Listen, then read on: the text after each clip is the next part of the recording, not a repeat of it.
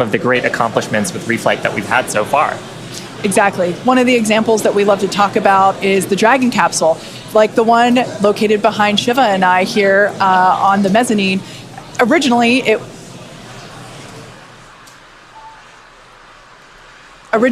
was not designed to be reusable. We wanted to prove the initial design, and then when we brought Dragon 2 online, we had to do a lot of corrosion analysis based on flights that had splashed down and analysis on hardware received there. And now our Dragons are reusable and also rapidly at a much rapid pace than they used to be. Yeah. So, I mean, great learnings from our original Dragon to our new crew and cargo vehicles have directly improved the operations, and they've helped us change our understanding of what's possible when it comes to rocket and spacecraft reusability. Now, we're just under T-minus 6 minutes, so I think it's another good time to check in with Dan for the rest of terminal count. How are we looking, Dan? Thanks, Shiva. We're looking good. 5 minutes, 35 seconds, and we're counting down. We are just about at closing the prop load sequences on booster and ship. Just a reminder, ship we're going to close out at around 3 minutes and 30 seconds, booster at about 2 minutes and 50 seconds. Once all of that prop is loaded on board, we'll have about 10 million pounds of propellant on both stages of Starship. Now, after that happens, we'll go through a couple of different procedures with the ground. We'll do what's called pushbacks, clearing out the lines between our prop farm and the vehicles themselves before we get to launch. And then in the next few minutes, we'll get the final guidance system alignments, some final thrust vector control on the booster checks, and all that will be performed. And again, if we need to hold, we have a hold gate built in at T-minus 40 seconds where we can hang out. It sounds like today we'll have about 15 minutes to hold at T-minus 40 if we need to. If we hit that right now, it looks like the most likely reason would be winds. We're not tracking any technical issues to our T0 at 8:25, just about 4.5 minutes from now. So, I mean, everything's really looking good. The booster's almost at full frosty, so we'll see that close out in just a couple of minutes. But we're getting really close to flight, guys. The excitement is definitely growing here in Hawthorne, SpaceX headquarters. There is a large crowd gathering. You might hear them cheering occasionally. Now, Dan mentioned a good point about the holds. We have an opportunity to today hold for a few minutes. And this is a really cool thing about Starship. And we don't have this opportunity with Falcon or Falcon Heavy. Up until the T-minus 40-second point, aborts are just holds. So anything that would trigger an abort prior to T-minus 40 seconds becomes a hold. So that's a really cool feature to allow the team to wait for final checkouts or assess prop levels, engines, avionics, vehicle pressurization. It's really helpful to ensure a liftoff. Yeah, and that's something that is very different from Falcon. I'm sure people have watched our launches, and then we get right down past prop load and then have to scrub because of weather or scrub because of an issue on the vehicle. And we don't have the same constraints on our propellant and our system with Starship, which gives us more availability in the window. And sometimes that's all you need. Sometimes the winds dip just enough where you can launch the rocket safely. And otherwise, if you didn't have that ability to hold a few minutes, you might miss that window and then have to recycle to another day. Yeah, exactly, which is kind of like today. Like we mentioned earlier, winds are the thing that we are watching, so good news there. So we are still continuing to progress. We're looking at liftoff in just under almost 2.5 minutes from now. Super exciting. Like we said before, there's nothing more exciting than watching a test flight for a developmental program, and that's where we're at today. And like we talked about, we have some really ambitious goals for today's test. But really, the point of today's test is to try to get as much data as we can so we can inform the next iteration of the design of Starship, work those things into flight test number 4 and new objectives there that'll eventually get us to that glorious, rapid, reusable future that we so badly want.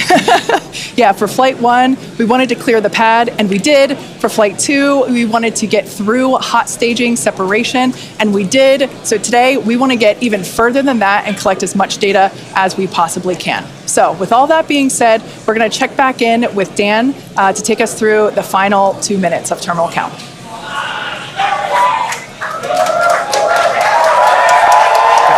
right, we are under 2 minutes away. We have closed out the prop load on the booster and on the ship.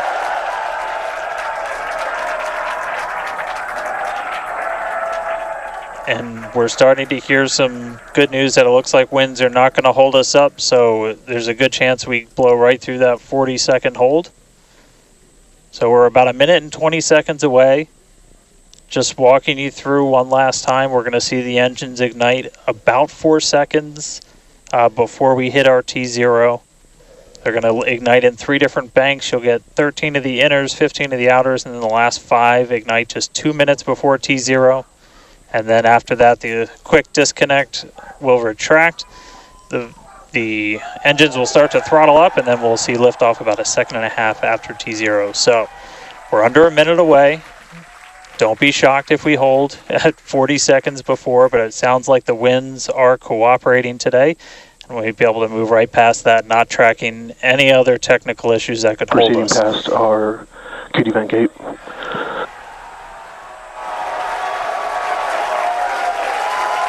Through the QD vent gate, past the 40-second hold. Go for launch.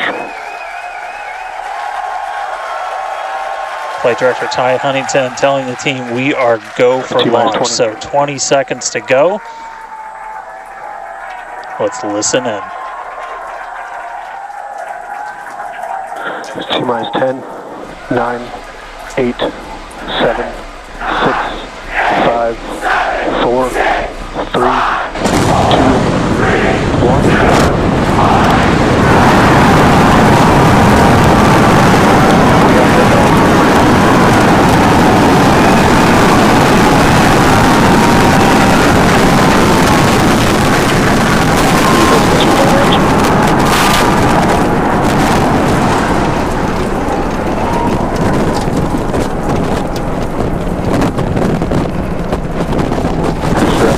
Nominal.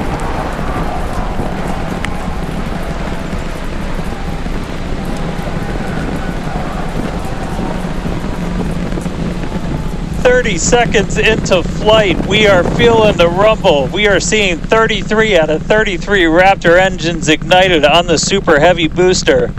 Booster and ship, avionics, power, and telemetry nominal. Acquisition of signal, Corpus Christi. Continuing to get good call-outs. Our trajectory looking nominal, systems looking nominal. Just amazing to see all 33 lit up once again.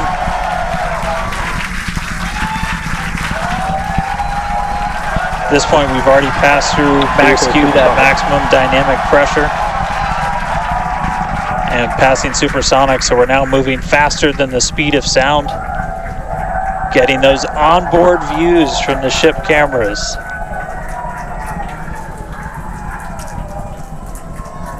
Now the next major milestone is going to be a hot staging maneuver. Again, we're going to be doing that in just about 90 seconds. To do that, we're going to shut down all but the 3 center Raptor engines on Super Heavy. That'll be our MECO, our most engines cut off. And then the clamps holding the 2 stages together are going to release. Starship's second stage will ignite its engines, the RVACs first, the sea levels right after that. The sea level engines will be splayed or just kind of pointed out at about a 15-degree angle. So if you look close and we get good tracking, you might be able to see those center right after. And so those 6 engines will push Starship off of the booster.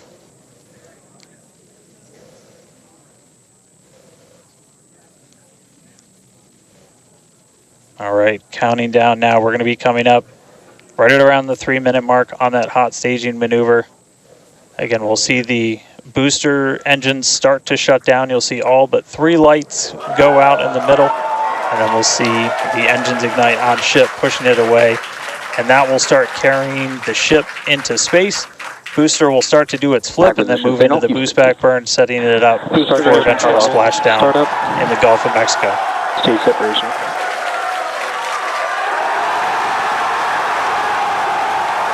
Boost back startup.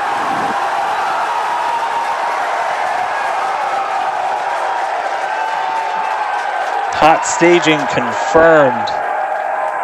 Boosters now making its way back, seeing 6 engines ignited on ship.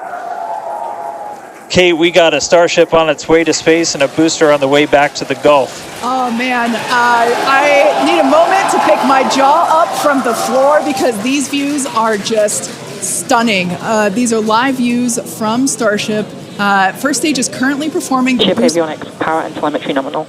Good there, news informing us that the second stage or the ship, everything looking good, nominal there. First stage is currently performing the boost back burn, expecting that to last about 1 minute. That boost back burn. Pressure is nominal. That boost back burn propels the booster back towards the coast, taking it to a landing in the waters of the Gulf of Mexico. We're only using the super heavy boosters 13 center engines from here on out. As whenever they relight, you'll be able to see that in the left bottom corner. Those are the ones that can gimbal. In other words, they move and change direction in order to change the thrust to steer the first stage back to Earth.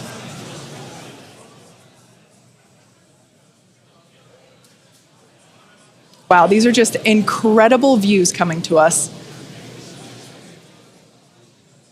Everything is looking good for both the first stage on the left-hand side of your screen or the super heavy booster, as well as on the right-hand side of your screen, that is Starship, or we also refer to that as the ship. Now, the boost back burn was the first of 2 burns required to return it to Earth. The next one will be the landing burn, where all 13 center engines will initially ignite and then transition into a 3-engine burn to help slow it down. Now, just as a reminder of the stage 1 test objectives, we're looking for controlled ascent, which we have so far. Stage separation, which, gorgeous, we cruised right through it, as well as on a nominal trajectory. good news there telling us that the path that Starship is on is good. Now, Starship's second stage is still firing its engines, and as you heard, following planned flight path. The ship objectives, we're looking for hot staging, again, cruised right through that. We're looking to demonstrate controlled ascent, as well as orbital insertion. Now, the bottom right-hand corner of the screen shows the ship engine graphics, so be sure to keep an eye on those. Yep, Kate, this is just a phenomenal test so far. Super Heavy is performing beautifully today. It's on its return leg of the journey. Ship continuing to burn its 6 engines, those larger circles, the Raptor vacuum engines, the inner circles, the Raptor sea level engines. We're about 30 seconds away, just under 30 seconds away from the start of the boost back burn. The landing burn on the booster. You can see the grid fins rotating. Those hypersonic grid fins are guiding us through the atmosphere back towards our splashdown site. Again, we're going for a splashdown, a soft splashdown.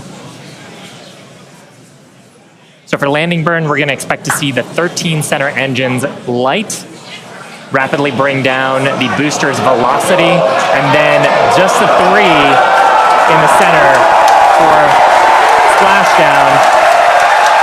Let's see if that'll work.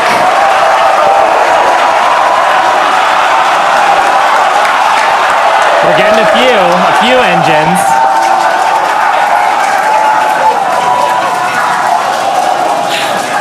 And acquisition of signal. We'll see if we can get some other video of that. Now, this is a test objective today. It is still something that we're attempting to learn. And to make it that far, to demonstrate the controlled re-entry up to that point is pretty darn good. Ship continuing to look nominal with its ascent burn. This burn lasting about 6 minutes total. And we're expecting that this burn will end just after T+8 minutes, about a minute from now. So far, though, I mean, congrats to the team. Making it this far is farther than we've gone Absolutely. On Flight 2. Just wonderful views and great engine performance from the vehicles.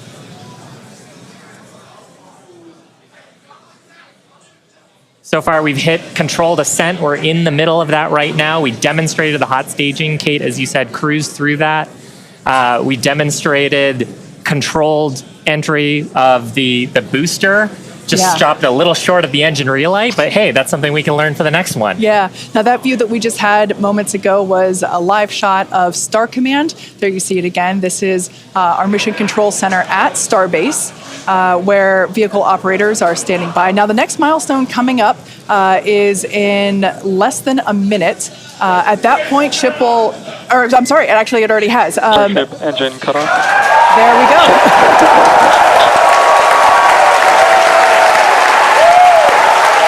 As you heard there by the call out and from the crowd behind us, Starship's 6 Raptor engines have successfully shut down. We heard a call out for nominal orbital insertion, which is incredible. Look at these views, Dan.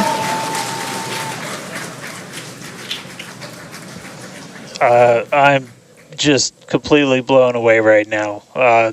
What a day. Congratulations to the entire SpaceX team. I mean, this flight pretty much just started, but we're farther than we've ever been before. We've got a Starship not just in space, but on its coast phase into space. Just to recap where we've come, and it's only been 9.5 minutes. How has it only been 9.5 minutes? We lifted off right on time at 8:25 a.m. We didn't have to hold at our gate at all. We had 33 out of 33 Raptor engines open up and light and get us through a nominal ascent. Another successful hot stage. All 6 engines on the ship propelling us into orbit. We did see what looked like a nominal boost back burn. And then we did make it all the way to the landing burn this time. Didn't light all the engines that we expected, and we did lose the booster. We'll have to go through the data to figure out exactly what happened, obviously. So be on the lookout for information about that. But wow, a ship in space. We've got a bunch of, as we said, ambitious objectives ahead of us. Over the next couple of minutes and pretty much over the next hour, where we're going to really, we've got the ship in space. We're now going to take advantage of this and try and learn as much as possible about some of the other systems, including that first ever Raptor relight in space. So it's just going to be incredible. So all of that still to come. The mission just started, but wow, what a liftoff! What a hot stage! What an amazing sight to see Starship there in outer space.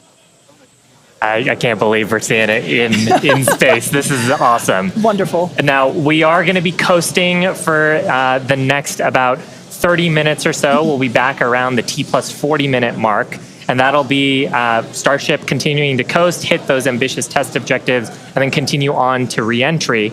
We're not totally sure what video that we'll get, since that normally comes to us as we overfly ground stations, and we don't have a ton of those along our trajectory. But as we have video, we'll be sure to bring that to you. Starlink may be able to bring us additional communication paths today that will allow us to talk to Starship through re-entry with no communications blackout period. It's a possibility, but either way, we will be live for all of today's milestones. And of course, when we do have views, signal, Puerto Rico. especially like the ones that we have now, which I just cannot get over. When we have views, we will be sure to bring those to you live. But no views or no views, we'll see you back here at T plus 40 minutes. Pez door is opening. And there we just heard call it that Pez door is opening, so that's great. First test. Yeah. One of our test objectives today is to open and close that Pez door. That's where we will deploy Starlink satellites from in the future. So great news there that test that test objective is already underway. So come back here, stick around till T plus 40 minutes for coverage of Starship's deorbit burn demonstration, followed by its reentry and what is sure to be an exciting splashdown.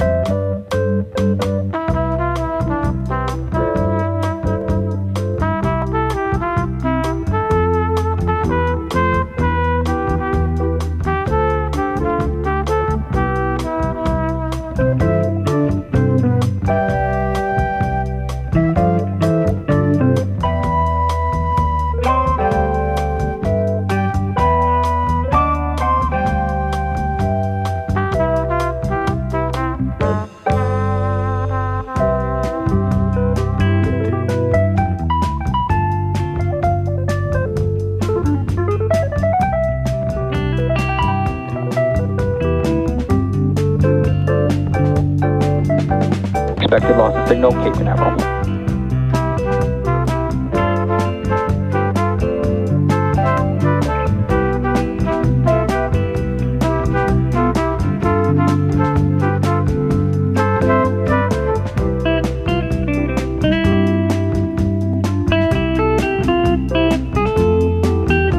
Pez checker.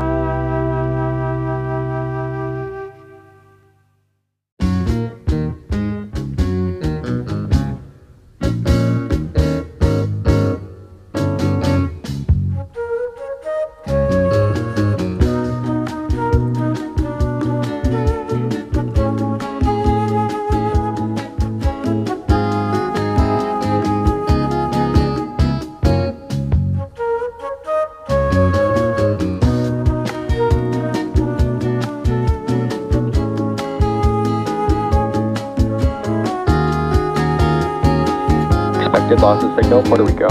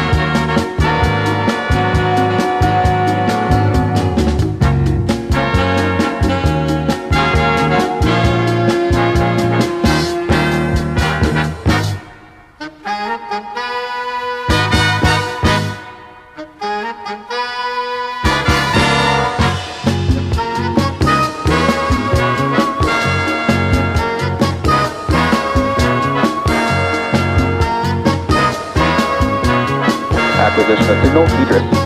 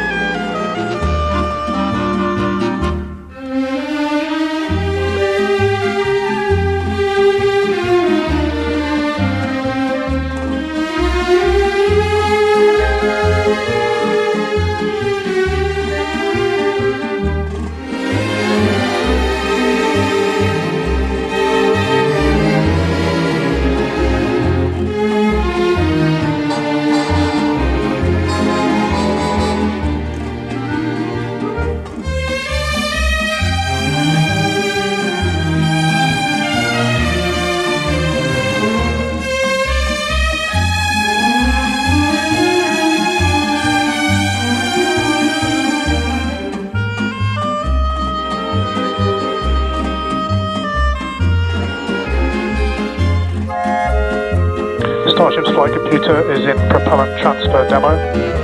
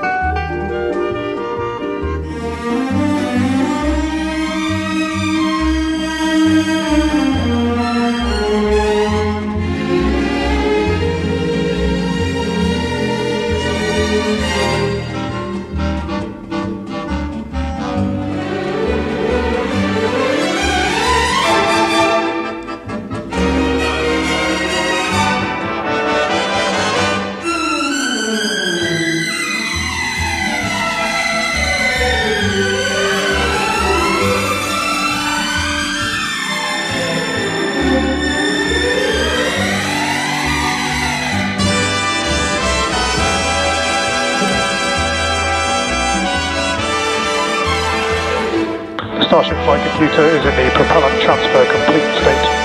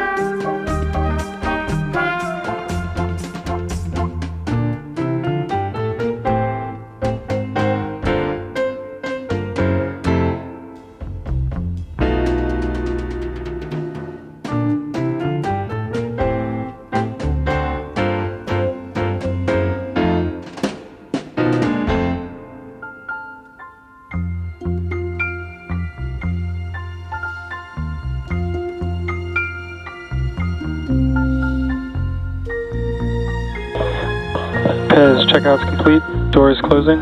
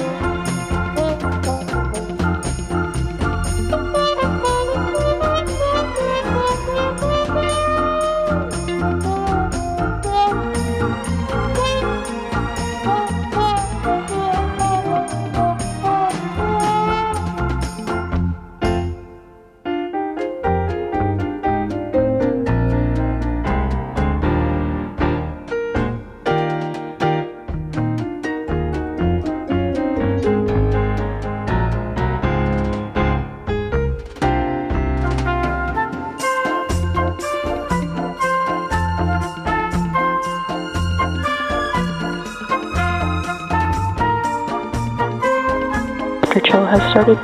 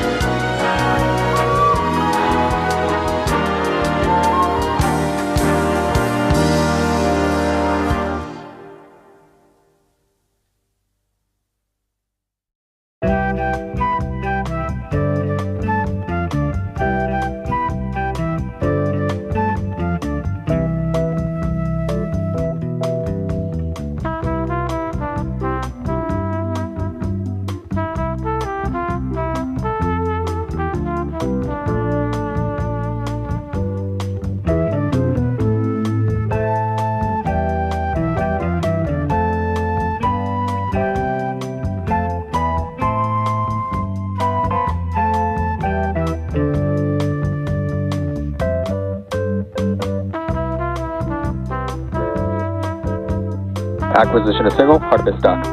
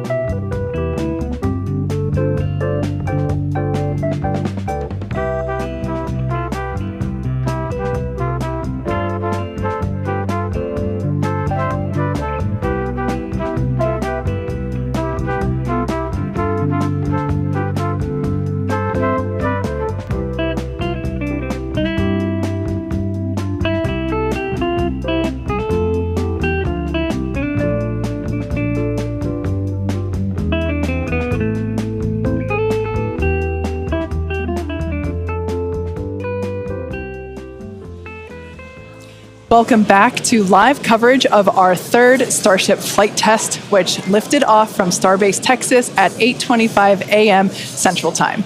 Our main objective today was to get through all of our ascent burns and collect as much data as possible, including a potential Starship entry. And we just came out of a coast phase and were treated to a number of HD views thanks to Starlink, including the PEZ door open-close test. So that was one of our test objectives today that we met. So that's awesome. It has been such a great day. It has been a phenomenal test day.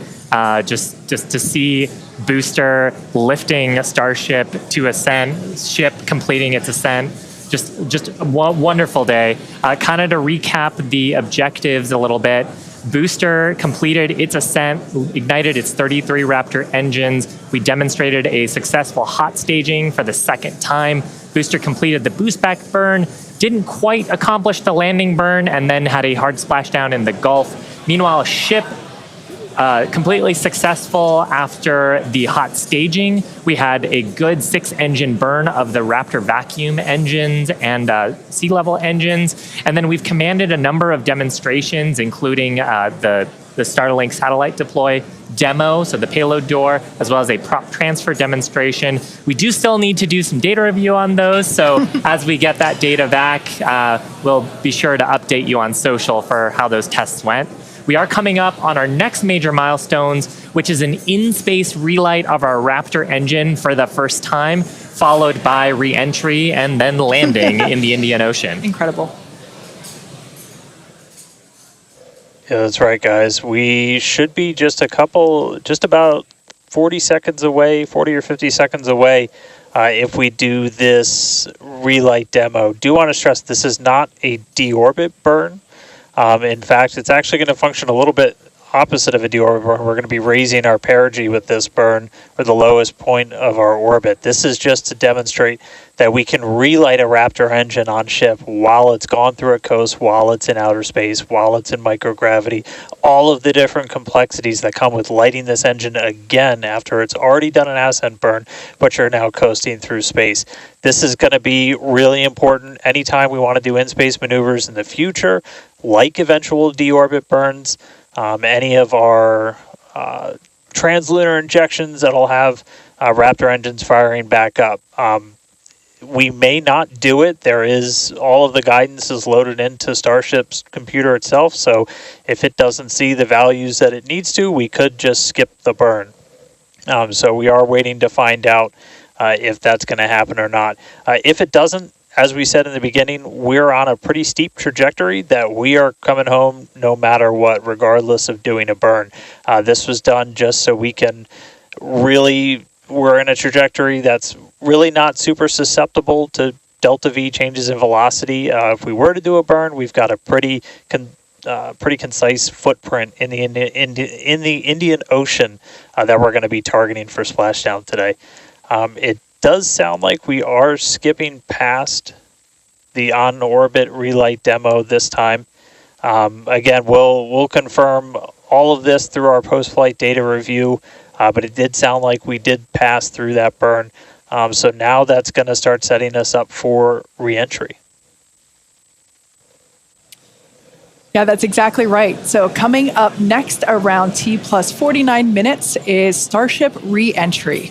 Now, this is typically a portion of flight where we don't have communications with spacecraft because they're re-entering the Earth's atmosphere at or around orbital velocity, about 8 kilometers per second or roughly 5 miles per second. Super fast. Now, at those speeds, the spacecraft's interaction with the atmosphere results in friction and creates a plasma field around the vehicle.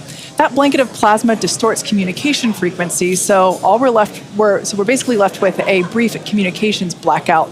Now, we might get some telemetry back through a connection to the tracking and data relay satellite system, also known as TDRS. But if the plasma doesn't entirely block it, that connection will be at a very slow data rate and definitely too slow for any video.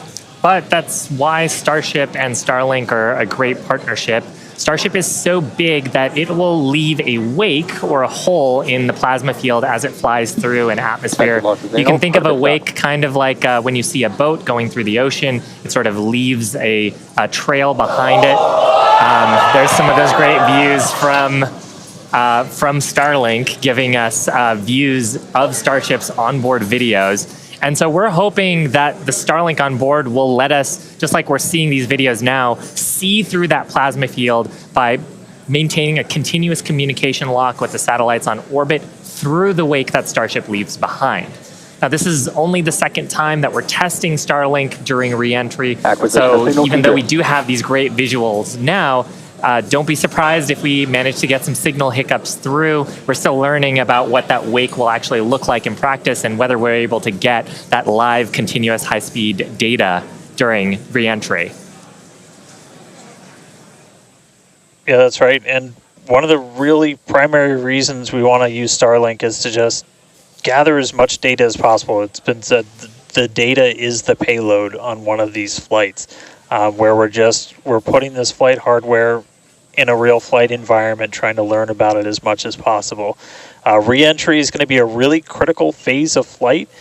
We really want to know how the ship's going to perform, especially that heat shield as we're going through the hypersonic re-entry. So if something were to go wrong during this re-entry, we want as many paths as possible to collect that information, that data, just to, again, just continually feed back into the Starship program to make each flight more reliable, more successful. Acquisition signal, Mauritius.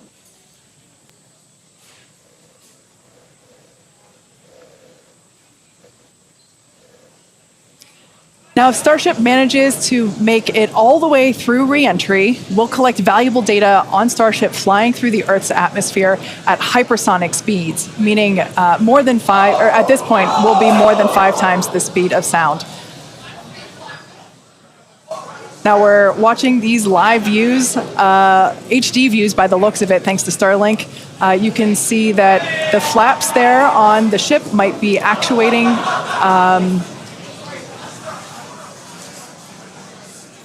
Certainly some incredible visions of planet Earth behind Starship. Now, we've already validated Starship's ability to fly and land at subsonic speeds. You might recall those suborbital flights from a few years ago, and we can see those flaps there. So getting data on aspects like heating and control while traveling way faster than we did before is going to be critical to eventually bringing Starships back from space for rapid reuse. So I mentioned those flaps. That's one of the things that enables Starship to help control itself and survive the heat of reentry, which, like we said before, we're expecting that reentry to occur around T plus 49 minutes. So we're getting pretty close here. And what you're seeing here, it looks like the vehicle is sort of moving back and forth. Part of what you're also seeing is one of the cameras, this onboard view that we have, is on the end of a flap. Starship has front flaps and rear flaps in the vehicle. So we've got 4 of those. And oh man, we can see the heating on those flaps as we're starting to re-enter the Earth's atmosphere. This is where the Earth's atmosphere is doing the work to slow us down. Now, like we said, this plasma field is, wow, what a view. We hope to maintain these views throughout. Starship is so big that we're hoping that the plasma field doesn't entirely blanket the entire vehicle. Right now, it is not. The Starlinks are Views still... brought to you by Starlink. Yeah, the Starlinks are still communicating and still capturing the data and the video that we see here. I mean, Shiva, this is just absolutely incredible views. We've never seen anything like this before. This is the biggest flying object ever in space. Absolutely, Kate. And it's important to note, with the ascent burn that we did was to get us to orbital velocities, even though we were on a nearly orbital trajectory. So the heating and the loads that Starship is going through right now are what it would be getting if it were recovering from an orbital mission. And just the fact that we have views through entry, this is incredible. Yeah. Again, this is the furthest and fastest that Starship has ever flown. And you can definitely tell by the crowd here in Hawthorne. The heat shield tiles doing their work. We talked about it earlier. Up to 2,600 degrees Fahrenheit that those heat shield tiles are dissipating as we are re-entering. Yeah, now this was one of the critical, or rather the key mission objectives that we were hoping to hit today. We have never, like I said before, this is the fastest and furthest that Starship has ever flown. So this is the first time that we're getting to collect this re-entry data and understand how these 18,000 hexagonal heat shield tiles are working together to protect the belly of Starship as it re-enters the Earth's atmosphere. Once again, the atmosphere is doing us a big favor here by... 80 kilometers altitude. The atmosphere is actually doing us a huge favor here by acting as a braking system for Starship as it re-enters the atmosphere. And that's part of the reason why the flaps are so important. We're using the body of Starship and the drag from the atmosphere to slow us down from orbital speed, but you want the vehicle to remain stable. You want those heat shield tiles pointed down so they can absorb the heat of the Earth's atmosphere. And so that's the purpose that they are serving during the hypersonic phase and then again during the subsonic phase. Absolutely. So like we said, these views are being provided by a couple Starlink terminals that are positioned on Starship itself. As that plasma builds, we're hoping that we can bring these views back to you, but you can see the telemetry there on the right-hand side of your screen. If you watch closely, you can see the speed decelerating. Again, that's the friction of the atmosphere resulting in this plasma field, or excuse me, the blanket that is potentially blocking the Starlink terminals right now. So we'll bring those views back to you if we get them.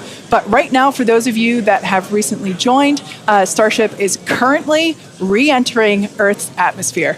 This is super exciting because it's the furthest and fastest that Starship has ever flown. It's just absolutely incredible. Major test milestone, something we wanted to accomplish on Flight 2, getting to it today. So just awesome.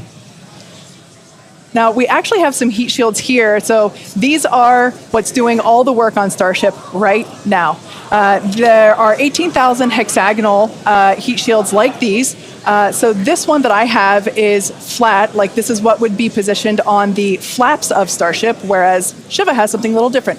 Yeah, the one I have would be on the curved surfaces of Starship. I'll just put it in frame here. So we've got these attached at various points around the vehicle. Like you said, Kate, 18,000 of these tiles around, and they're doing the work to make sure that the structure of the vehicle doesn't carry all that thermal load, so we can recover the vehicles eventually and get to rapid reuse on them. They're really lightweight. They sound a little different than I would have expected them to, but they are ceramic. And these are what's helping Starship survive through this period of entry. We're not sure how far we're going to make it. Again, this is the furthest that we've gotten in our test flight, but the further we fly, the more data that we can get, and that's ultimately the measure of success here, which I mean, I think today has been a huge success given where we've gone and how much further we've gotten with both the booster and Starship itself. And one of the beautiful things about Starlink on board the vehicle, we were getting that high-speed video. High-speed video is a very high data rate, and usually video comes after you get your telemetry. So hopefully we were able to get some wonderful data throughout the entry period, which is normally something we have to wait for until after splashdown when we get that data off the data recorders. Yeah. Now, you mentioned before the flaps. Again, that the flaps are protected by the flat heat shields like I have. There are 4 of those positioned on Starship, 2 at the forward end or the top end, and 2 at the bottom or aft end. And they operate independently to aerodynamically control the vehicle's attitude or positioning during atmospheric flight and enable precise landing at the intended location. So today we are intending to splash down in the Indian Ocean, and we're hoping that we can make it that far, but regardless, it is an exciting end to what has been an exciting day. Absolutely. And I mean, we've had some tests in the past. We had suborbital campaigns where we have tested out the aerodynamic flaps at subsonic speeds. So that's below the speed of sound. At hypersonic speeds, well, supersonic speeds first, so faster than the speed of sound, and then hypersonic speeds. So that's more than 5 times the speed of sound. The equations of motion change, how the vehicle responds changes. So going through that control phase where we're going from faster than the speed of sound to below the speed of sound was one of the objectives today. Yeah. And that's actually a great point, because we are expecting that entry subsonic period to occur around T plus 1 hour and 3.5 minutes. So we're not there yet. We're about 10 minutes away from that point. So again, that is when Starship would be traveling slower than the speed of sound, thanks to the atmospheric braking system. And so right now we're still waiting to see if we're going to get data back from this ship. We might be in a bit of a blackout period right now. So still waiting to hear the status on it. But yeah, we got to the actual entry portion of today. We started into peak heating, which was just a really big milestone. Starship is pretty unique in the way that it re-enters, especially for something reusable. The closest parallel has been the space shuttle. When we're comparing Starship to like when we bring a Falcon 9 booster back, we're talking about 20 times the energy given the velocity that we're moving at, and all of that energy just gets converted into heat, and then we need to use those tiles to just help dissipate that heat. They're not ablative like you would see on something like Dragon, which uses an ablative in the capsule shape. So they are these tiles that are made to be reusable. So any data we're getting on the actual temperatures it was seeing during heating, all of that is just really hugely valuable. Where Starship is really unique is, and Kate and Shiva have talked about it a couple of times, is once we're through this kind of hypersonic section and we get down to the subsonic, and that's where we really learned a lot and proved that Starship's really just its basic shape could work, and we did that during the suborbital campaign. Again, if you compare it to the shuttle, which entered, it had the wings, it had a similar heat shield system, but it had wings, and then was almost flown like a glider once it re-entered and was down to those subsonic speeds. With Starship, we're not doing that. We're just coming straight down. We'll hit terminal velocity, which with Starship is around 200 miles an hour, and then we use a flip maneuver to ignite those engines, do a landing burn, and then touch down on the ground. So you don't need a runway. We're doing that, again, designed because when we go to the moon, when we go to Mars, there's not going to be a runway there for us, and so that propulsive landing is going to be really important. This is an animation of pretty much what we were just watching on actual Starship video, which is pretty incredible. But we go